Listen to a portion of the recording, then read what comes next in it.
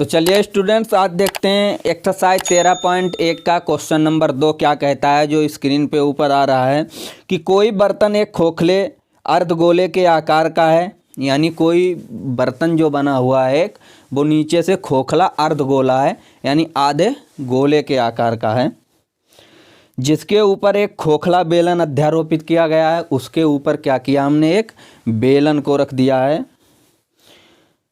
अर्धगोले का व्यास, जो नीचे का अर्धगोला है उसका व्यास 14 सेंटीमीटर दे रखा है, तो त्रिज्या क्या होती है, व्यास की आधी होती है। फिर इस बर्तन की कुल लंबाई, जो पूरा बर्तन बना है जिसके ऊपर अर्धगोला उसके ऊपर बेलन रखा गया, पूरी लंबाई 13 सेंटीमीटर दे रखी है। तो आंतरिक पृष्ठीय क्षेत्रफल यानी अंदर का पृष्ठीय क्षेत्रफल तुम्हें निकालना है। कौन सा है, क्वेश्चन नंबर है हमारा 2, क्वेश्चन नंबर 2। तो चलिए देखते हैं क्या कहता है। यानी कहा गया कोई एक अर्धगोला, जो ये हमने बना लिया, ये अर्धगोला हमारा बना हुआ है, ठीक, समझ गए। अर्धगोला जो ये हमारा बना हुआ है, दिख नहीं रहा है,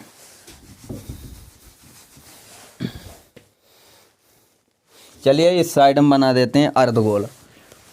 कोई एक अर्धगोला हमारा बना हुआ है, ठीक है, ये अर्धगोला हो गया हमारा, ठीक। फिर कहा गया इस अर्धगोले का व्यास जो है वो बेटा 14 सेंटीमीटर है, यानी व्यास की बात की जाए तो यहाँ से लेकर ये 14 सेंटीमीटर दे रखा है, ठीक। यानी इसका व्यास कितना दे रखा है, 14 सेंटीमीटर दे रखा है। अब कहा गया है कि इसके ऊपर एक बेलन अध्यारोपित है, यानी इसके ऊपर अब हम एक बेलन रखेंगे, यानी यहाँ से लेकर के ये मान लो हमने कोई एक बेलन इसके ऊपर सेट कर दिया, ये हमने बेलन सेट कर दिया। अब एक चीज़ समझो बेटा यहाँ से कि जो हमारा अर्धगोला होगा और जो उसका व्यास होगा, उसी व्यास का ये बेलन ऊपर रखा गया है, दूसरे का नहीं। जिस व्यास का हमने गोला लिया था उसी व्यास का ऊपर बेलन रखा गया है। अब पूरे की आकृति जो है वो क्वेश्चन में 13 सेंटीमीटर दी गई है, यानी यहाँ से लेकर के ये इतनी आकृति कितनी है, 13 सेंटीमीटर है। यहाँ से देखोगे ये पूरी व्यास है, और व्यास की आधी क्या होती है, त्रिज्या, यानी व्यास बराबर कितना दे रखा है, 14 सेंटीमीटर, ठीक।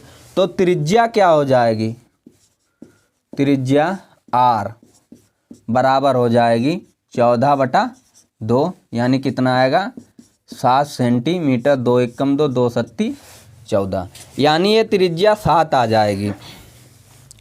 अब बेटा जो अर्धगोला होता है हमारा, उस अर्धगोले की त्रिज्या जो होती है वही अर्धगोले की गहराई कहलाती है, यानी जो अर्धगोले की त्रिज्या होगी वही उसकी गहराई भी होगी।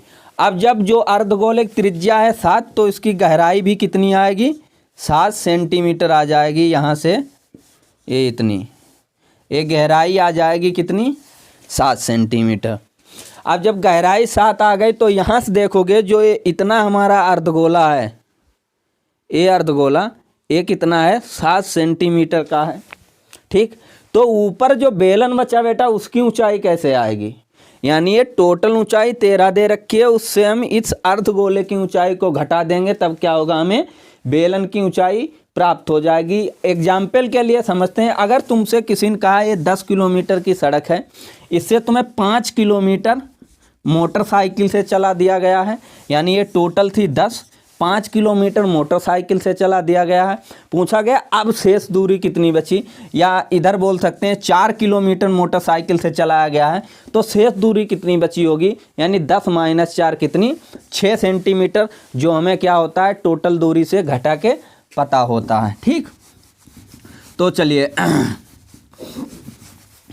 तो बेटा यहाँ पर क्या होगा, ऊंचाई h, एक किसकी है, बेलन, यहाँ पे लिख लो बेलन, बेलन की ऊंचाई, बेलन की ऊंचाई क्या हो जाएगी हमारी, h बराबर कैपिटल H, इसे नाम दे दो, कैपिटल H बराबर हो जाएगी, यानी 13 और माइनस त्रिज्या R कितनी है, 7 कितनी आएगी, 6 सेंटीमीटर, यानी ये कितनी आ जाएगी बेटा, ये 6 सेंटीमीटर त्रिज्या हमारी आ जाएगी।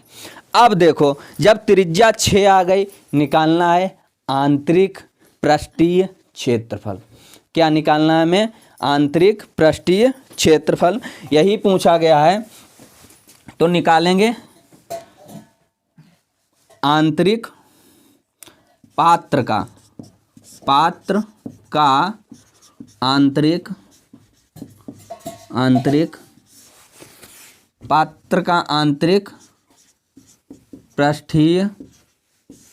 पृष्ठीय क्षेत्रफल। अब पात्र का जो बेटा आएगा आंतरिक पृष्ठीय क्षेत्रफल, वो क्या आएगा, देखो बेलन का क्षेत्रफल क्या आ जाएगा, बेलन का पृष्ठीय क्षेत्रफल, यानी देखो पूरा पात्र है, इसका पृष्ठीय क्षेत्रफल निकालना है। इसमें 2 चीजें काउंट हैं, कौन कौन सी, एक बेलन दूसरा अर्ध गोला, तो दोनों का हम पृष्ठीय क्षेत्रफल निकाल कर ऐड कर देंगे तो क्या आ जाएगा, पात्र का क्षेत्रफल आ जाएगा प्लस। अब प्लस क्या करना है हमें, यहां देखो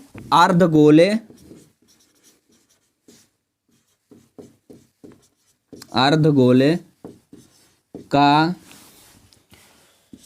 पृष्ठीय क्षेत्रफल, ठीक, अर्धगोले का पृष्ठीय क्षेत्रफल। तो देखिए बेलन का पृष्ठीय क्षेत्रफल सूत्र होता है 2πr/h प्लस अर्धगोले का क्षेत्रफल होता है हमारा 2π², क्या 2πr², ठीक, ये होता है, क्या होता है 2πrh प्लस अर्धगोले का 2πr²। इधर देखिए उसी के आगे 2π और r, जो हमें क्या होगा इससे कॉमन मिल जाएगा दोनों से, तो यहाँ से बचेगा सिर्फ हमारा h प्लस, यहाँ 2π चला गया, 1 r चला गया, 1 r बचा है, यानी 2πr और h प्लस r। अब वैल्यू डालेंगे 2 × पाई का मान होता है, अगर ना दिया हो या दिया हो तो 22/7। अगर जब तक ना कहा जाए जब तक हम पाई का मान यहीं डालते जाएंगे, अगर क्वेश्चन में कोई दूसरा मान बोला गया है तब चेंज करेंगे।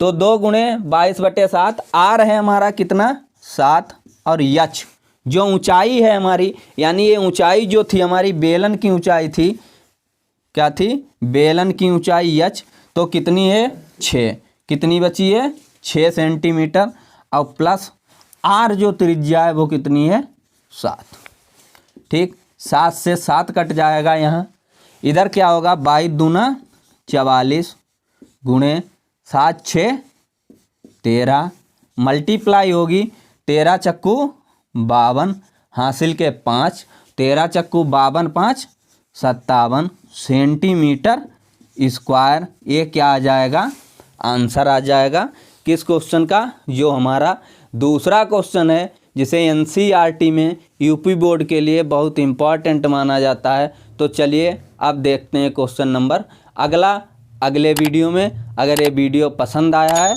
तो चैनल को करिएगा सब्सक्राइब।